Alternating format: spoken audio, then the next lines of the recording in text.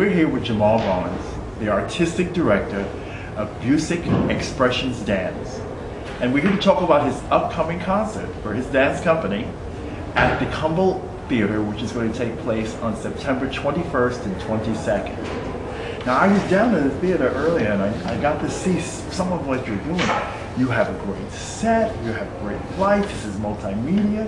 This is going to be a real experience. This work, Black Buddha, is a tale of a black man's journey, but journey of my own journey, that I hope that people who come to see this find their journey in that also. It's, as you said, multimedia and multimedium, with sets and costumes and lighting, and we have a wonderful videographer by the name of Whitney Hunter, who's done a documentary on me and my practice as a Buddhist, and how that relates to how I create.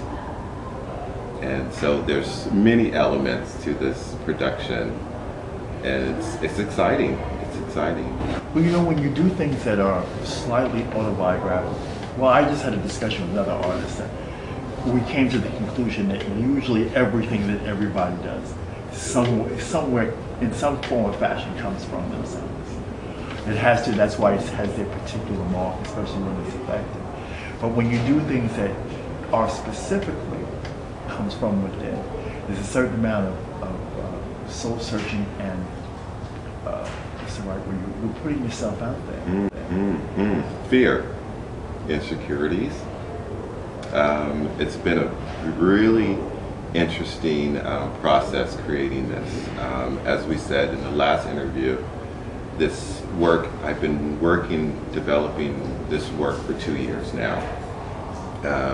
But as I'm in this final showing of Black Buddha the way it is at this moment, I look back and it's been, I would say, 20 years of making this work. Everything that I've created thus far has informed what is coming out of me as a choreographer right now, and telling my story as an African American male raised Buddhist from Arizona. And when I was growing up in Arizona, there was only 3.5% African Americans in the state. So it was a very small, very close-knit, and very supportive black community. You know, when I go back home, I was born and raised there, when I go back home, it's always a shock to me. There's always a sense of, do I belong here? At the same time, that place, and with being that minority in a state, informed who I am. And actually, I wouldn't trade it for in the world, because at the same time, it allowed me to interact with people other than my ethnic makeup. You know? And I remember, that reminds me of a story when I first went to Philadelphia for college, and it was the first time that I had been away from home for a long period of time. And I called my mother one evening and said, "Mom, oh my gosh, there are people, black people, going to the theater," because my dorm faced the parking lot of the Marion Theater.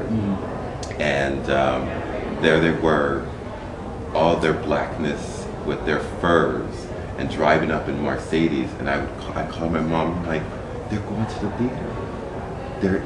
They have furs and Mercedes. In Arizona, we didn't see that. Who was in the theater to see me was my family. Right. That was the extent of the black community who came out to a cultural event. That was your minority support. That was minority support. And it shocked me at the same time, I went back. I took the company back 2 years ago to the Arizona Dance Festival, and once again, in Tempe, Arizona, brand new theater.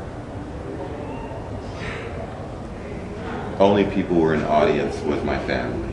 Only black people in the audience represented was my family.